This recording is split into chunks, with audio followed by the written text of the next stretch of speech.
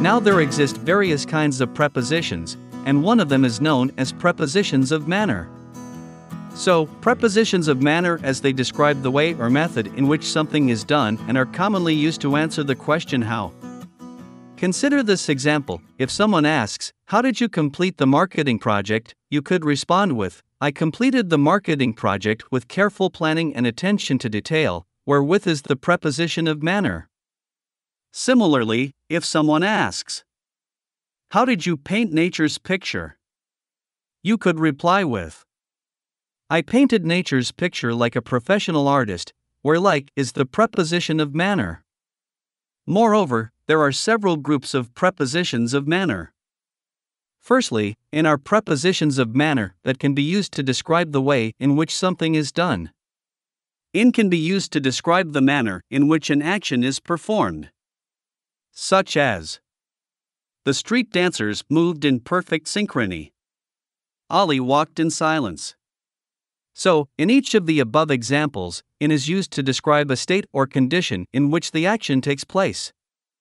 Secondly, at can be used as a preposition of manner to describe aggressive behavior or actions.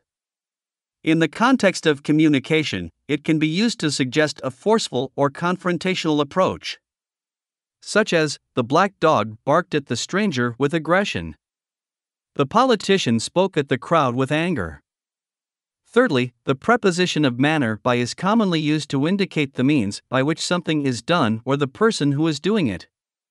Such as, Hannah arrived by bus. The painting was done by Picasso.